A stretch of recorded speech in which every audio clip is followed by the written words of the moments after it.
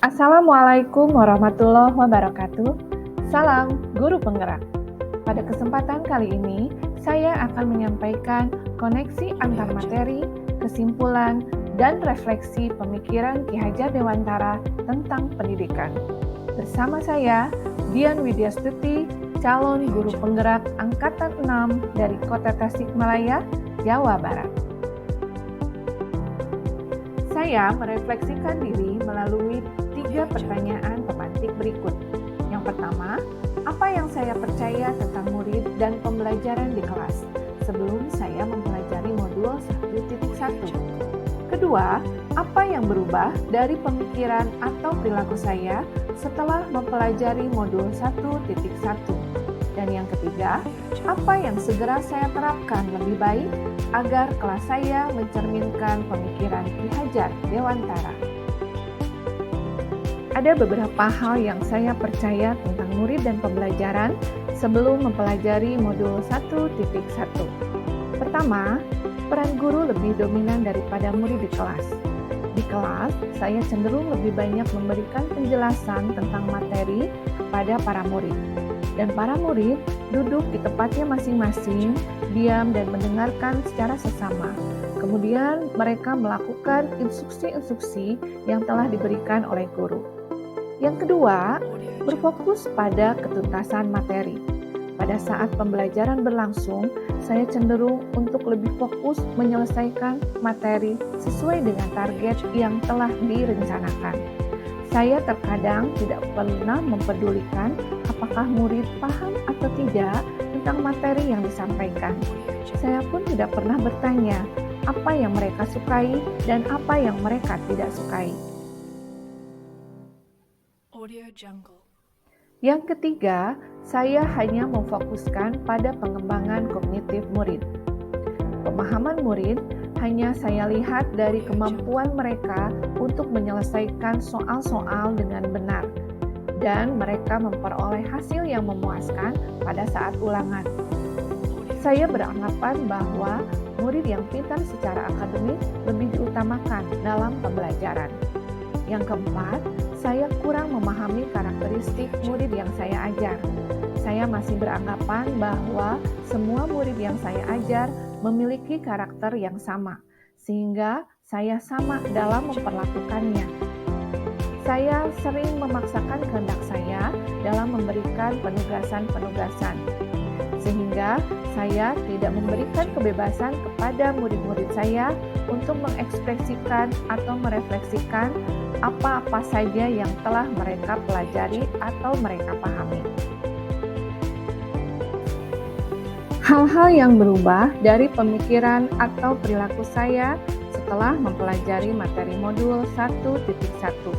Pertama, saya lebih melibatkan murid dalam proses pembelajaran saya melalui pertanyaan terbuka, menggunakan ice breaking, dan membuat kesepakatan di dalam kelas, sehingga murid merasa dihargai dan dicintai.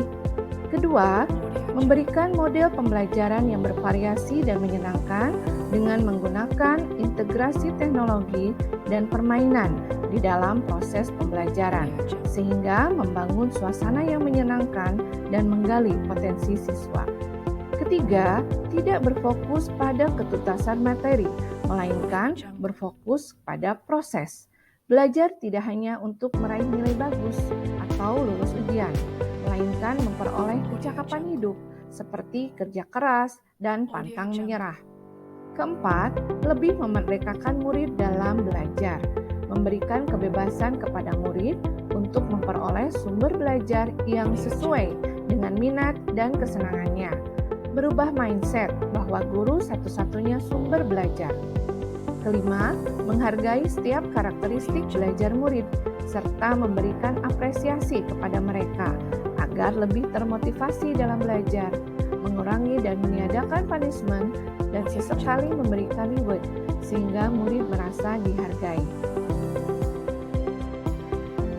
Hal-hal yang segera saya terapkan di kelas saya agar mencerminkan pemikiran Ki Hajar Dewantara antara lain, pertama, merancang pembelajaran yang bervariasi dan menyenangkan dengan melibatkan murid.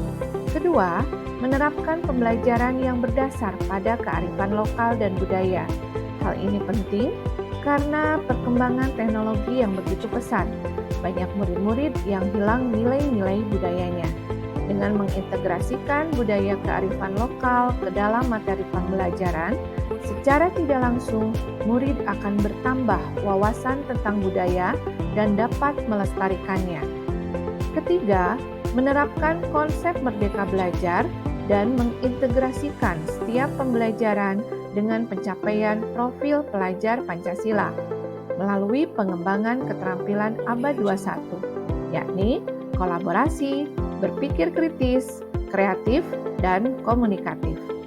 Keempat, pengajaran yang menuntun atau sistem Among. Sebagai seorang guru, saya selayaknya memberikan contoh yang baik dan menyenangkan kepada murid, baik dalam bersikap maupun berperilaku dalam keseharian. Membimbing murid agar mudah mengembangkan diri, selalu memberikan motivasi dan menghadirkan strategi mengajar yang baik, serta membangun semangat murid agar tetap mencintai belajar dan prosesnya. Kesimpulan yang dapat saya ambil setelah mempelajari modul 1.1. Pada dasarnya, anak merupakan kertas yang berisi coretan-coretan. Sebagai seorang guru, tugas kita untuk menuntun anak mempertegas coretan-coretan tersebut berdasarkan bakat, minat, dan potensinya.